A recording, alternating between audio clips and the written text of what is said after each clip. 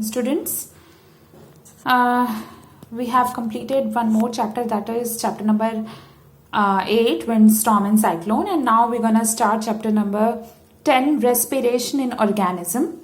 We have done chapter number 9, acids, bases and salt. I hope you all know about that chapter. You all have learned that chapter.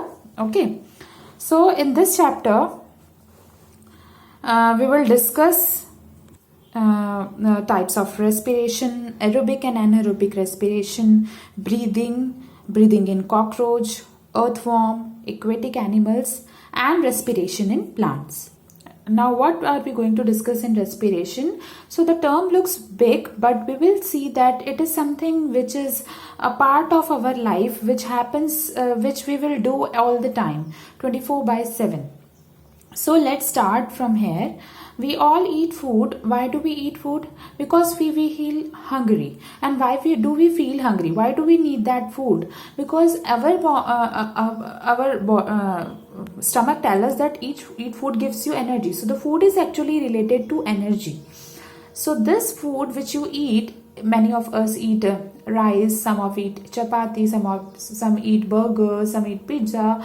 So all these food items, what do? You just eat them and put it inside in your mouth, chew it properly and all over, and you have a proper digested it. And what after that?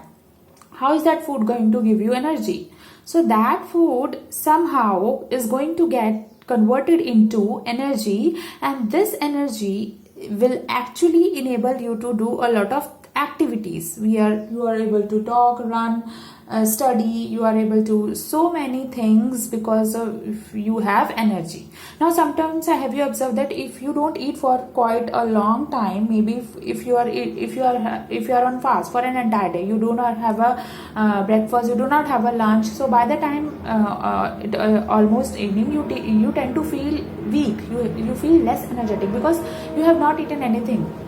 So there is no energy inside your body, right? So whatever food we eat, this food gets inside in our mouth, and then it finally end up into the stomach, where the intestine, and during these time the digestion of food happens. That is, the food is broken down into its simplest form, and then it is absorbed by the body, and then this food is what happens. This food is then utilized to provide energy, and that energy is actually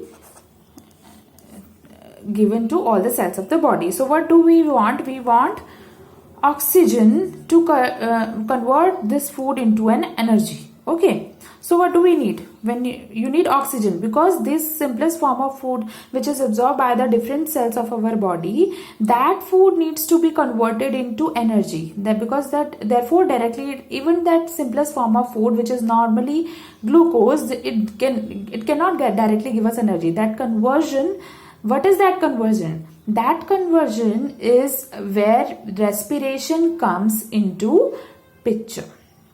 So respiration in digestion is very closely linked to each other.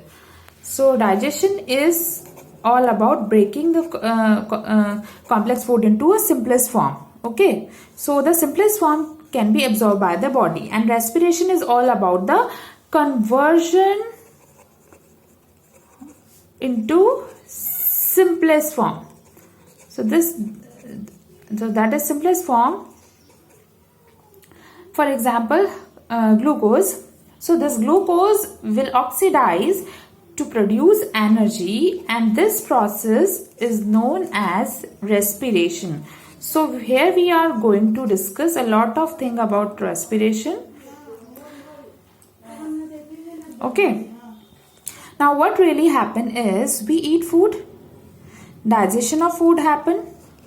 That is, the food passes through the food pipe, through the stomach, then it is broken down into a simplest form, where various digestive juices and enzymes present, and then absorption.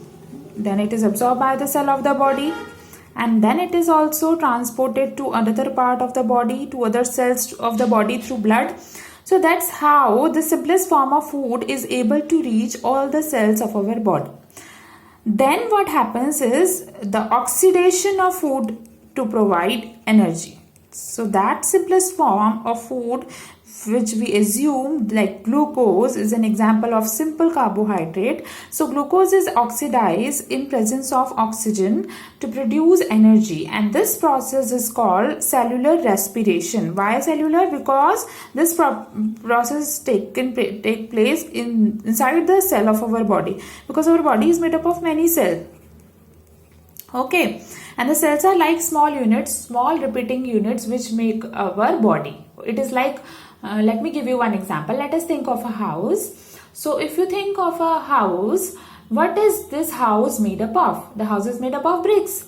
So a lot of bricks put together actually builds a house. So these bricks are like the cells, and this house is like your body, the entire organism. So the entire organism is made up of many small cells which are all repeating structure, and they have together formed the organism. Okay, so this process of respiration will take place inside each and every cell, because inside each cell a lot of process is taking place.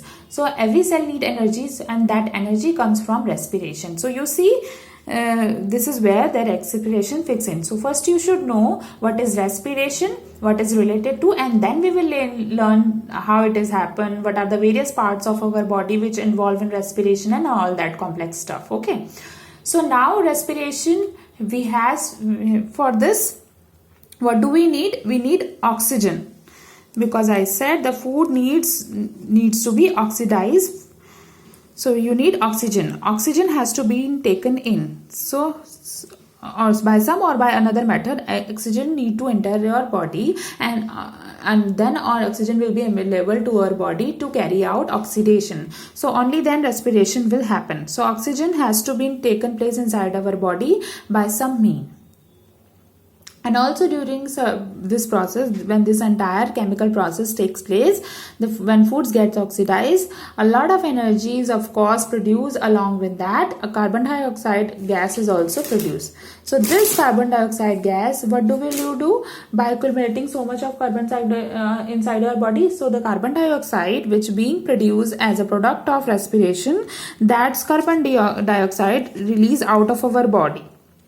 So basically during respiration, we need to ensure that by some method oxygen needs to be enter our body, and carbon dioxide needs to be released out of our body. So this is the overall picture of respiration. So I hope that you got an idea that we are going to discuss in this lesson. Okay. So there are a few questions which might be more bothering you. How the exchange of oxygen and carbon dioxide take place in the atmosphere. So we see that oxygen is come inside your body, and carbon dioxide get out of your body. So basically the exchange of these two gases, that is complex. So how oxygen reaches in the different cell of our body. So even if you assume that we may have some special part of or some special organ of our body which will help us to intaking of oxygen and giving out carbon dioxide, but how do we ensure that that oxygen which we have taken inside our body will be able to reach each and every part of our body? Because we are quite huge. We have if you compare our head with our toe, they are very far from each other. So how do we ensure that oxygen will be able to reach every part of our body? Because so how it can be reached to the right space so that it can be expelled. So now you don't know the mechanism which held in our body. Okay, so that is what we are going to focus more, okay, in this lesson. So that how do we actually carry this exchange of oxygen and carbon dioxide with the atmosphere. Okay, so let's just look the basic thing, that is what is respiration. By now you have got the fair about of what it is. So it is a life process which is very important for an organism to live. Okay, now so in this process what happened is intake of oxygen is needed to oxidize the food. And why do we oxidize the food? To produce energy. Why do you need energy? Because or energy helps you to do a lot of activities.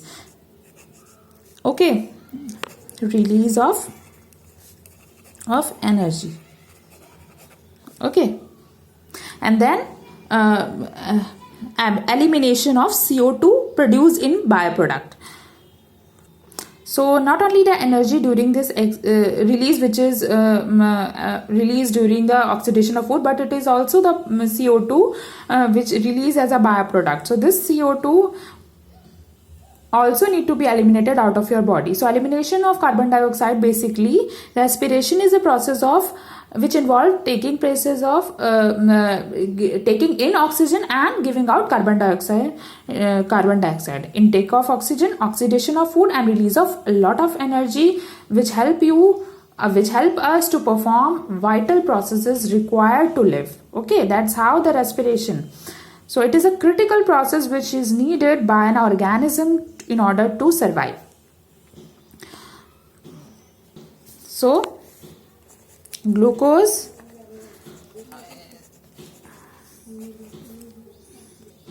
which is the simplest form of carbohydrate, this get oxidized, that it react in presence of oxygen to produce carbon dioxide, water, and a lot of energy. And this energy is what helps us to perform all the various activities. And this carbon dioxide is released outside of our body. And this is released out and it is taken in because it is needed. So you might ask, where do the body get glucose? So glucose can be come from various food items which are rich source of carbohydrate, protein, vitamins, minerals. So some other things are present in these food items. So now sweet food, they are rich source of glucose. So they are directly give glucose to our body, where some other food, they provide materials which are needed to create glucose. So that's how glucose is obtained from the food which we eat. And how do we get oxygen? That is the next question. So what we will try to look in this lesson, that how exactly do we get oxygen and provide it to the cells of our body to perform oxidation of food.